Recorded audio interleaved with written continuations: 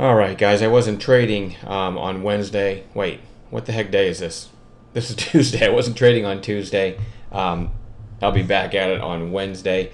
Man, State of the Union. You know what? I stayed sober. I left the tequila bottle alone. I wasn't even gonna watch it because I just knew that I shouldn't. I know me, right? And I knew I shouldn't watch it. And then before you know it, I'm sitting down and I'm watching it. And then I told myself, well, I'm not gonna tweet. All right, I'm just going to watch it and no one's going to know I'm watching it. And next thing, like 100 tweets later, now it's 11:30 at night and I'm being accused of being a racist.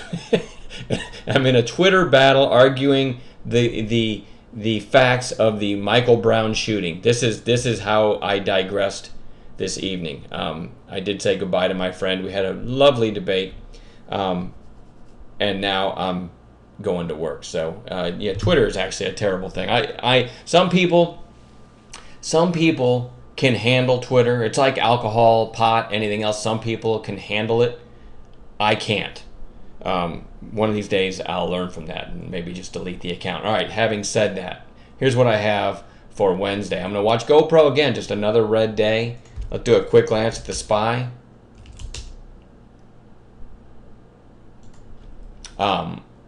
You just can't just call somebody a racist because they don't think Obama's a good president.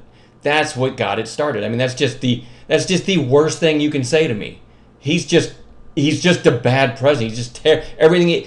If you told me he was trying to destroy the country, then I'd say I get it. Okay, now I understand everything he's doing. All right, but you can't just tell someone they're a racist because they think. I wish he was white. To be honest with you, I wish Obama was white because then people that throw that race card at you would actually have to defend him based on what he's done. And that would be a whole new... I probably wouldn't have argued all evening. Nobody would have taken his side. So, anyway. You see what I mean? I'm terrible at Twitter. All right. So, the SPY actually, let's see, gapped up, sold off. I wasn't there today, so I'm just trying to play catch up here. But ended up closing near its highs. Nice little reversal today. So we've got some support. We've got some support in the 190, 191 area down here. Probably a trend line. You could probably draw a trend line there. Let's see. Let's do that real quick, and then I'll get back to the list. Trend line. I'm going to get some emails on this one. I mean, it's sort of right. You'd have to finagle it, right? You have to say, well, this spike here was an anomaly, so you raise the trend line. You know how you can make anything meet anything you want, right? Anyway. You get the point. It's a loose trend line maybe, but anyway, it's certainly an area where a couple days in a row now the market's found some support. So back to GoPro. Again, this isn't a pretty chart, but you do I always try to, like, in my mind, loosely connect the tops of these candles like you were drawing a line, and you can kind of see the blue line, the 8-day moving average, kind of does that, and then you get what we call shape change, where the pitch changes, right? And you usually accompanied by heavier volume, and we're under $15. That's crazy. So anyway, this is a good candidate for a very nice snap. It's actually getting to the point. I mean, I don't think GoPro's going to zero. So it's getting to the point where I think value investors are going to step in. I mean, just imagine if that thing gets down to single digits. I think you could have a really nice percentage gain in a short period of time. So that said, it doesn't cost you anything to have GoPro on a chart. I think we get a nice bounce in that one of these days. All right, INVT had this a big spike here, big spike here, big spike here, and now we're 3 days lower, kind of a doji candle today. Never did break its opening high, but it has some nice support from intraday there. So that's still worth watching, but the volume only 171,000 today, so it's kind of fallen off the radar. Really like this EARS, really big move here. I generally don't like round trips, if something's made a huge move and then it completely round trips, but it hasn't yet, right? It was down here below 350, and now it's still at 469. So in this area down below the 20-day, it's overdue for a bounce. Even if sellers are making a killing here now, people that shorted up here, they're going to cover one of these days, and that short covering could give you a nice bounce. When you're talking about a $4.50 to $5 stock, you can get actually a decent percentage move in a pretty short period of time, so keep that one on watch. And remember, I'll only enter these with a proper intraday setup. CONN, just another day down, headed on bounce watch for today.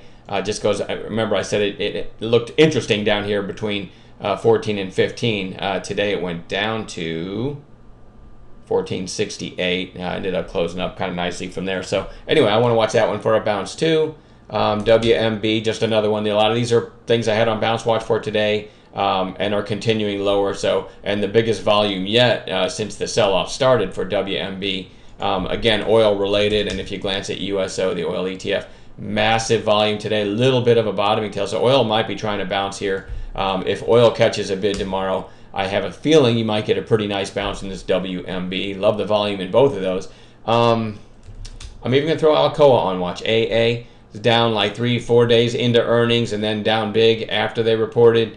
It's getting down pretty far here. It was just $10 about a week ago. So that's almost a 30% haircut in a week. And you see the volume there too. So I definitely want to watch that. Smith & Wesson, I almost took an overnight in this one today. I wasn't in the office, but from my phone I was watching this one. And I thought, hey, this might gap up after State of the Union. So who knows? But it's a handsome chart now because you had this big breakout, 3 or 4 days down in a row, and a couple little bottoming tails below 22. So it's definitely finding support and close near its high. So looking for a follow through tomorrow on that bounce. That's SWHC, LABU, which I said in my video a couple days ago. I think this is the triple ETF for biotech, but I could be wrong. No one emailed me to tell me I was wrong. It's kind of an inside day today, so that one might continue to bounce tomorrow. ATV had this big move, gapped up to 7 and went over 10, and then goes all the way down, takes out the lows of the gap up day, but then closed near its high. So that's a weird looking setup there. But if you get a narrow range for an hour or two and then an upside break, another example of something you might get a nice high percentage move in a short period of time. And then I like to watch this Weight Watchers. It's come pretty far down pretty quickly.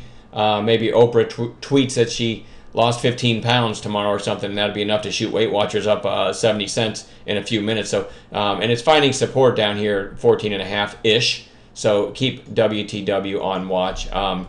And real quick, I did get one email from a member today that thanking me for the watch list last night. They did grab, remember I said I love UAL at or under 50? That worked out pretty well. It went down to 49.71. So if you grab that anywhere under 50, you got a pretty nice close up, almost $1 from there, maybe $1 from where you grabbed it. But anyway, that's my list. Hopefully we'll find some gappers in the morning. Back to work tomorrow, all right? Have a good night, and we'll see you tomorrow.